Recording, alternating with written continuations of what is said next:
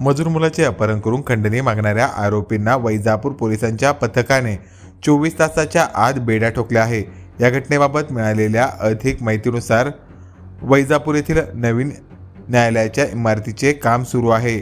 सदर ठिकाणी बिहार राज्यातील मजूर कामासाठी आलेले आहेत।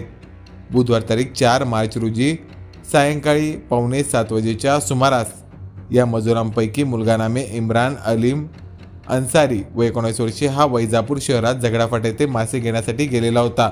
मासे घेऊन परत येत असताना बोथरा पेट्रोल पंपासमोर असताना अनोळखी 3 इसम एका मोटरसायकलवर येऊन सदर मजुरास बळजबरीने गाडीवर बसून घेऊन इतरत्र फिरवले व त्याच्या मोबाईलवरून त्याच्या घरच्यांना फोन करून 15,000 रुपयांचे खंडणीची मागणी करत असल्याची माहिती वैजापूर पोलिसांना मिळाली।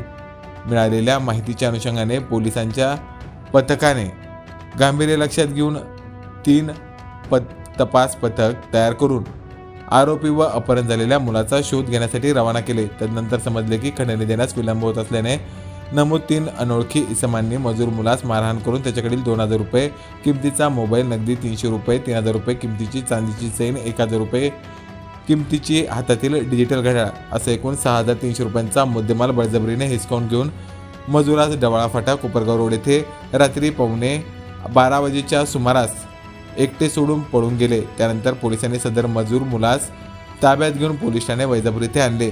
त्याच्या फिर्यादीनुसार अनोळखी 3 इसमांविरोधात विविध कलमांमुळे वैजापूर पोलिसात गुन्हा दाखल करण्यात आला। त्या अनुषंगाने पथकांना तात्काळ तपास करण्याचे आदेशित करण्यात आले। आरोपींचा शोध घेण्यासाठी कार्य सुरू करून शहरातील तसेच आजूबाजूचे एकूण 50 ते 60 CCTV कॅमेरे चेक करून आरोपी निष्पन्न करून 3 आरोपींपैकी 2 आरोपींना तात्काळ पोलिसांच्या पथकाने 24 तासाच्या आत ताब्यात घेतले। ताब्यात घेण्यात आलेल्या 2 संशयितांची नावे शिवम सुभाष सुरडकर व 31 वर्षे राहणार बर्डी मस्जिद वैजापूर व सचिन बाळू गोरे व 29 वर्षे राहणार मसनकाई वैजापूर अशी आहेत।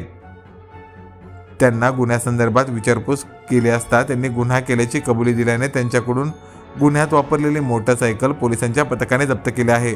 तर उर्वरित फरार आरोपी नामे सचिन मुरलीधर पवार राहणार खंडोबानगर वैजापूर याचा पोलीस कसून शोध घेत आहे। प्रकरणाचा अधिक तपास पोलीस उपनिरीक्षक एकनाथ नागरगोजे हे करत आहेत।